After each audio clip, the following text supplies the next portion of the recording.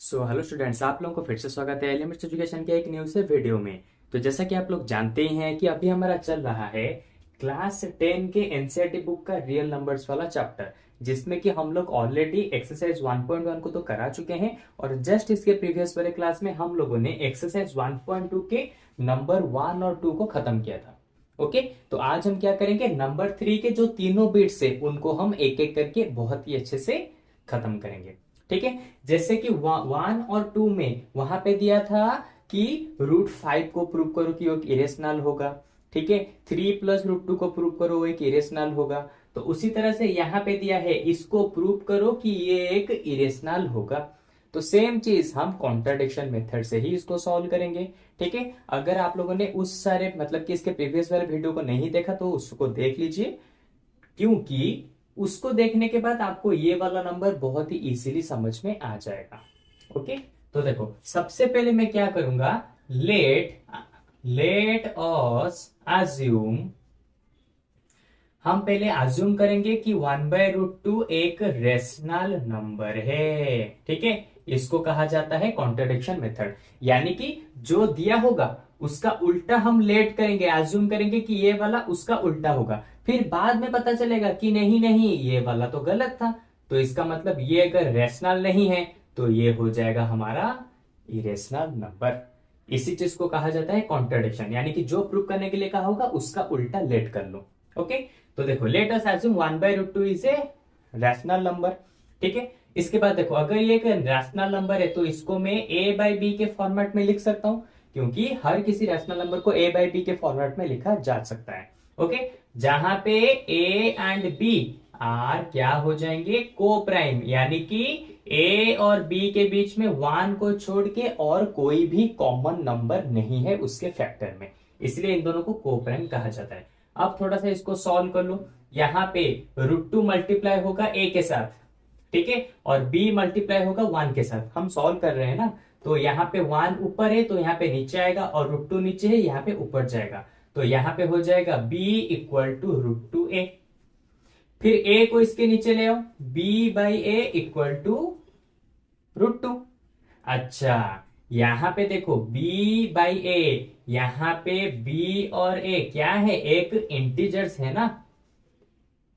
अरे b और a दोनों इंटीजर्स हैं, इसीलिए तो हमने लिखा कि ये दोनों को प्राइम नंबर्स होंगे। अगर ये इंटीजर नहीं होते तो ये को प्राइम कहां से आता, समझे।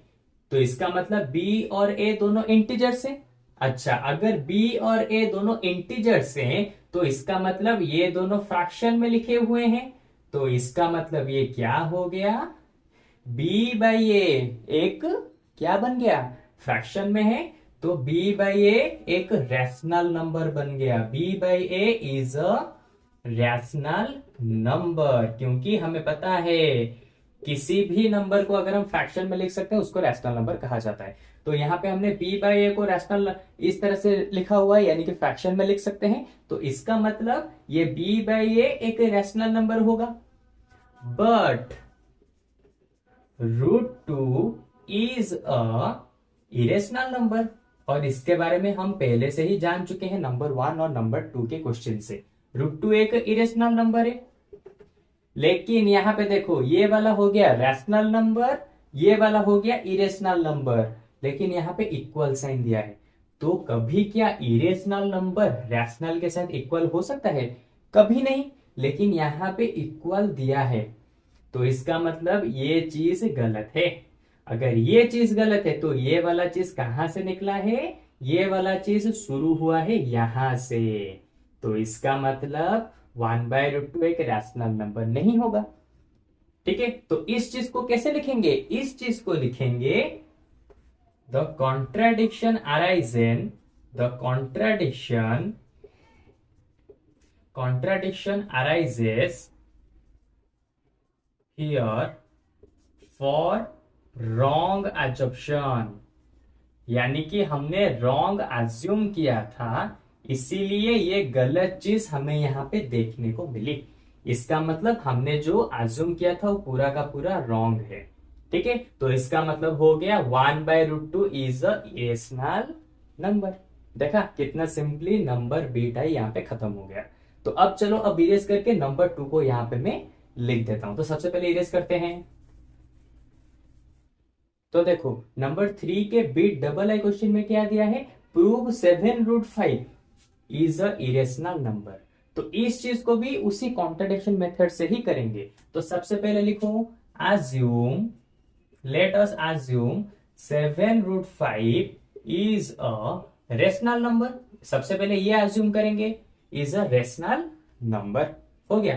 तो देखो अगर ये एक रेशनल नंबर है तो मैं इसको a बाई बी के फॉर्मेट में लिख सकता हूं, क्योंकि किसी भी रेशनल नंबर को a बाई बी के फॉर्मेट में लिखा जा सकता है, जहां पे a और b दोनों हो जाएंगे को प्राइम। को प्राइम का मतलब होता है इन दोनों के बीच में सिर्फ कॉमन फैक्टर 1 होगा, इसके अलावा कुछ और नहीं होगा। और इस चीज को मैं नंबर 1 और 2 में भी बहुत अच्छी तरीके से समझा चुका हूं।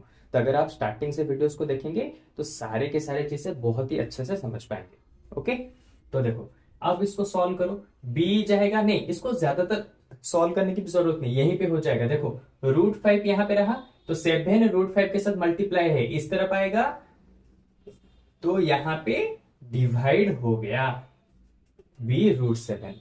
ओके, अच्छा तो अब देखो यहां पे a बाई बी क्या है, इंटीजर्स है ना, a and b are integers.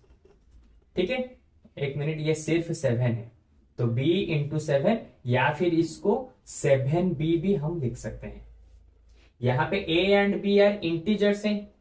ठीक है, a और b दोनों इंटीजर्स हैं, तो इसका मतलब क्या हुआ, अगर a और b दोनों इंटीजर्स हैं तो मैं लिख सकता हूं a by 7b is a rational number, क्योंकि ऊपर इंटीजर नीचे भी इंटीजर, तो इंटीजर इंटीजर होते हैं तो इसको एक रेशनल नंबर कहा जाएगा।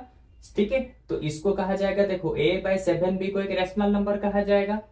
लेकिन but we know √5 is a irrational number. लेकिन हम नंबर 1 वाले क्वेश्चन से जानते हैं √5 एक इरेशनल नंबर है।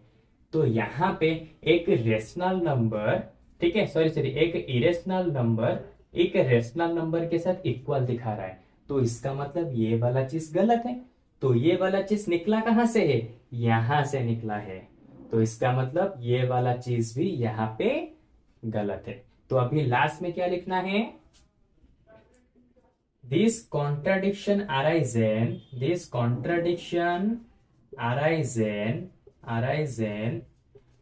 because of wrong assumption, क्योंकि हमने गलत अज्यूम किया था, इसीलिए ये गलत वाला चीज हमारे सामने आ गया।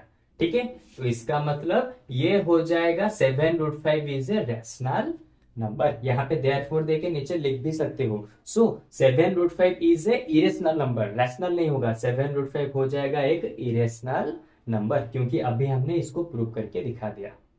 देखा कितना सिंपली तुम इन सभी को प्रूव कर सकते हो।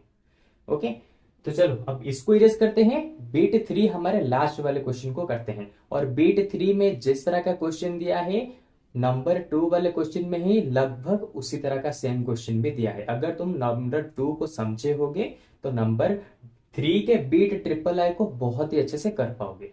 ठीक है, लेकिन अगर नंबर 2 नहीं समझे तो अभी मैं बीट 3 को समझाऊंगा, वहां से समझ लो, तो नंबर 2 भी उसी के साथ ही हो जाएगा।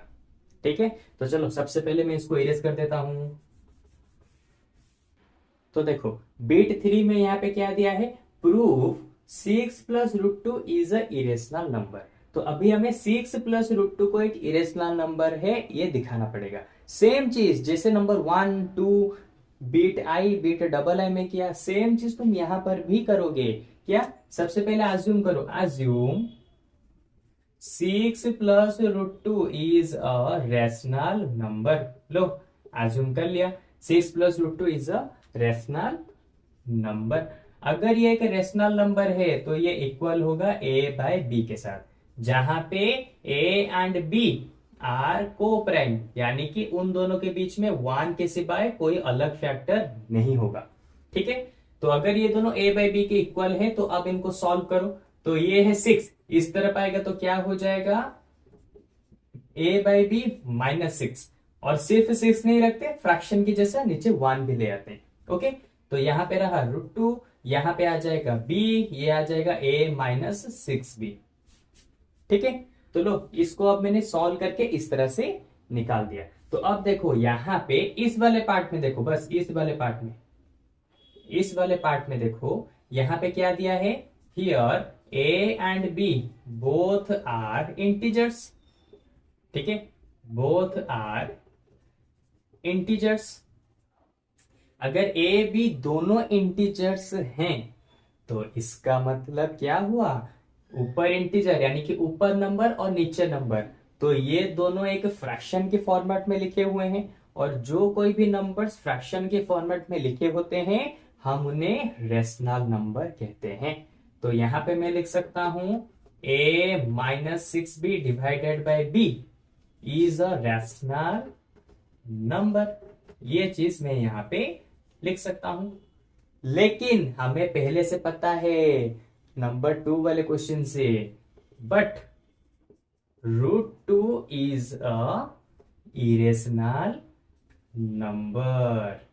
देखो, लेकिन हमें पहले से पता है नंबर 2 से और नंबर 1 वाले क्वेश्चन से कि √2 एक इरेशनल नंबर है। तो इसका मतलब देखो, ये है रेशनल, ये है इरेशनल, तो इरेशनल कभी भी रेशनल के साथ इक्वल नहीं होता, लेकिन यहाँ पे तो इक्वल दिया है, तो इसका मतलब ये पूरा का पूरा चीज यहाँ पे गलत है। तो ये पूरा का पूरा चीज कहां से निकला, ये पूरा का पूरा चीज निकला है यहां से, स्टार्टिंग में से। और स्टार्टिंग में हमने क्या एज्यूम किया था, 6 + √2 इज ए रेशनल नंबर। तो अगर ये एंडिंग में गलत है तो स्टार्टिंग में गलती होगा ना, क्योंकि एंडिंग वाला जो निकला है यहां से निकला है। तो स्टार्टिंग में हमने लिखा था 6 + √2 एक रेशनल नंबर होगा, तो इसका मतलब ये गलत है। तो इसका मतलब हो गया 6 + √2 एक इरेशनल नंबर होगा। तो अब एंडिंग कैसे लिखोगे, जो बार बार लिखते हो उसी तरह से, this contradiction is arisen, this contradiction is arisen because of wrong assumption, क्योंकि हमने यहाँ पे रॉन्ग अज्यूम किया था ऊपर, इसीलिए हमारा यहाँ पे आंसर में भी गलत दिखा रहा है। ओके, तो hence 6 + √2 is a irrational number. देखा कितना इजीली हमारे यहाँ पे सारे के सारे नंबर्स यहाँ पे हमने कंप्लीटली सॉल्व कर दी। ओके, तो अब मुझे लगता है कि तुम्हें रियल नंबर्स में कोई भी डाउट नहीं होगा, लेकिन अगर फिर भी इसके ऊपर कुछ भी डाउट है तो सिंपली हमारे वेबसाइट के ऊपर जाओ और वहां पे हमारे फ्री लाइव क्लासेस को ज्वाइन कर लो, जहां पे मैं तुम्हारे साथ डायरेक्टली बात करके तुम्हारे सारे के सारे डाउट्स को क्लियर कराऊंगा। ओके, तो चलो आज के वीडियो में बस इतना ही। अब इसके नेक्स्ट वाले वीडियो में हम इसके नेक्स्ट वाले चैप्टर से एक नया सा चैप्टर स्टार्ट करेंगे और उस वाले चैप्टर से तुम्हारे सारे के सारे कॉन्सेप्ट को क्लियर कराएंगे। ठीक है, तो चलो आज के वीडियो में बस इतना ही। अब हम लोग मिलेंगे इसके जस्ट एक न्यू से वीडियो में। Okay, bye bye.